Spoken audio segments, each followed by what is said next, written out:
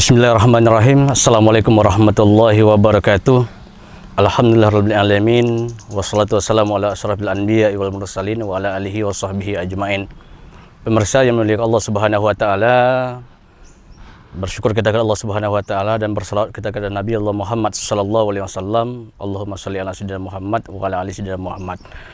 Manusia diciptakan oleh Allah Subhanahu wa taala adalah makhluk yang paling sempurna dibandingkan dengan makhluk yang lain.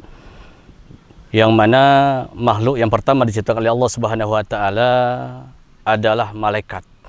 Malaikat diciptakan oleh Allah Subhanahu wa taala walaupun makhluk pertama, tetapi tetap tidak sesempurna manusia, karena malaikat dikasih oleh Allah dengan akal dan pemikiran, tapi tak dikasih oleh Allah dengan hawa nafsu.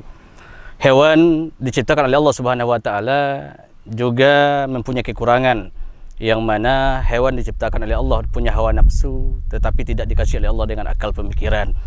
Beda halnya dengan manusia. Manusia dikasih oleh Allah dengan akal pemikiran dan dikasih oleh Allah dengan hawa nafsu. Maka kedua-duanya dimiliki oleh manusia itu sendiri.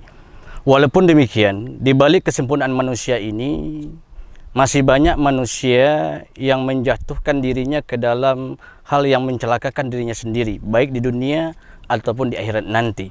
Pada Allah Ta'ala cantumkan dalam Al-Quran, dalam firman-Nya, laqad khalaqnal insana fi ahsani taqwim.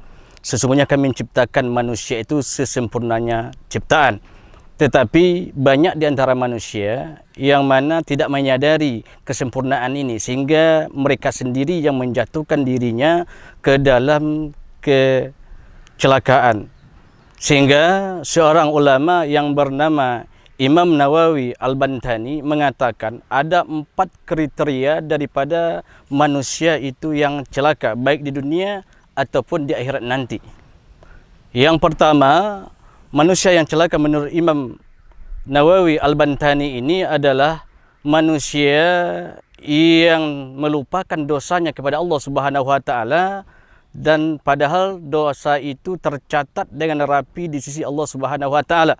Berapa banyak manusia yang dengan sengaja meninggalkan kewajibannya kepada Allah Subhanahu wa taala, berapa banyak manusia yang mengabaikan kewajibannya kepada Allah Subhanahu wa taala, padahal Allah telah mengasihkan kepada mereka hak-hak mereka yang cukup untuk manusia itu sendiri.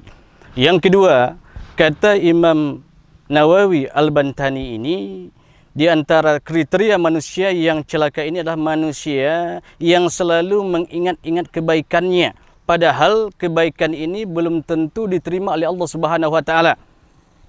Para pemirsa yang memiliki Allah Subhanahu wa taala, ada sebagian manusia yang selalu mengungkapkan dan menyampaikan kebaikan-kebaikannya, baik ibadahnya kepada Allah Subhanahu wa taala ataupun kebaikan kepada sesama manusia. Ketika dia memberikan pertolongan kepada saudaranya orang lain, selalu disampaikannya, sehingga yang menerima pertolongan ini merasa tersinggung dan malahan tersakiti hatinya.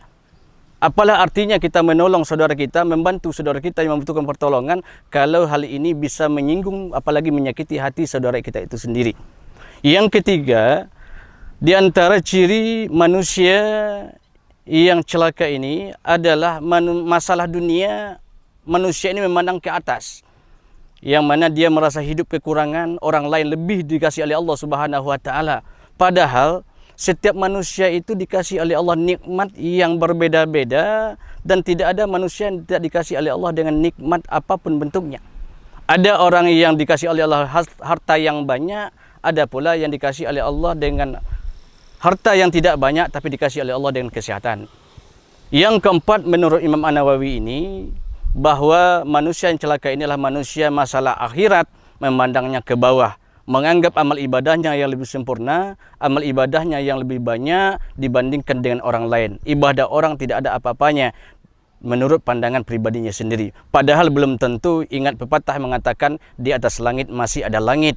Berarti baik pun menurut perasa kita, ibadah kita kepada Allah Subhanahu wa taala, mungkin jauh lebih banyak orang yang lebih baik ibadahnya kepada Allah Subhanahu wa taala.